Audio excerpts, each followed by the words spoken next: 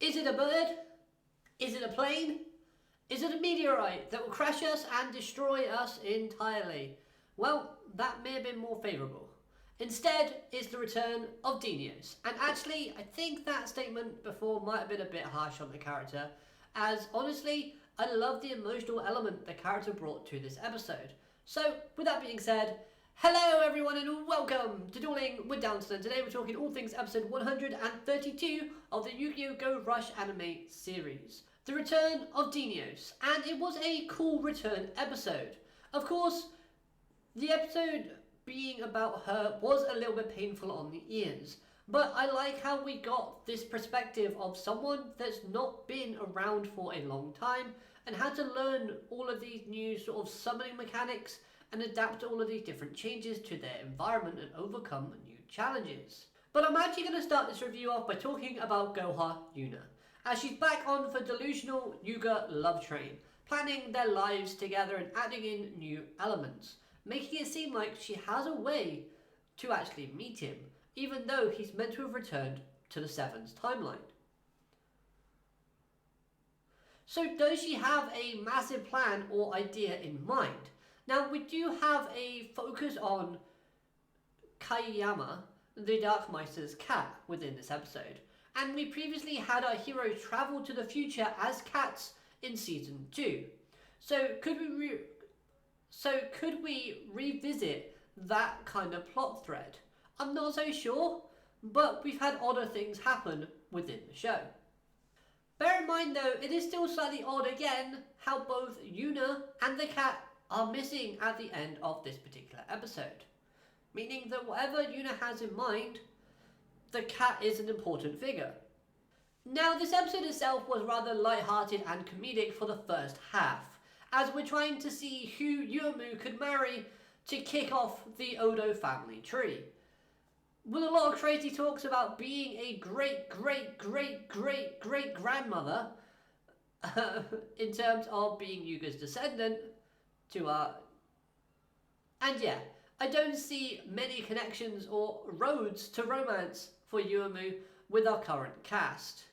Like before the whole Yugioh thing, I was thinking maybe Fisher Sky, but then that'd be a bit weird because you know why.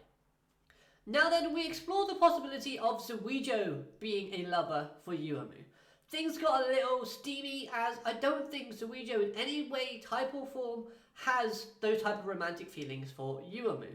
But I can see why Yuamu's heart might skip a beat at the thought of Yugioh. As we've seen them interact a few times, Yugioh has been protective of the twins and she's seen a more human and caring side to him. As well as, of course, interactions from the kind of plate collecting episode that we had, and the bakery, as well as all the other examples they've spent time together with. Plus, Yugioh was kind of the first familiar face that she met after becoming the Darkmeister, and that alone probably helped to alleviate some of that loneliness that she was feeling since being disconnected from her family and friends, back in the dark matter zone. Plus, Yugioh throughout the series has always shown a lot of loyalty, compassion, drive, determination and passion.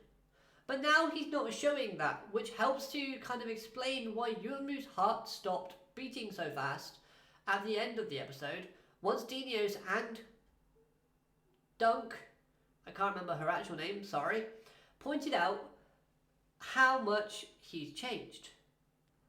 Now the part of me does think that Zeyet did all of this whole dragging the Darkmeister around to find love as a way of her trying to cheer up the Darkmeister, as we've seen Yuamu being very down and sad as of late. And I love how this does kind of mirror the Yuhi and Zeyet episode, that, remember, wasn't a date. Both episodes contain romantic elements, both episodes have an Odo which is sad or wanting to find answers. Both episodes, Zeyet is the one helping the Odos.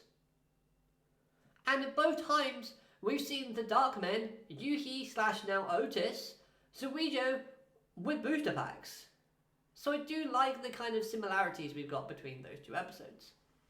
But then Zeyet losing here really made me upset, as you know how much I love this character, as I wanted her to win She was dueling rather well, using contact fusion effectively and consecutively, and using good strategy to prevent her opponents from attacking while delivering attacks of her own.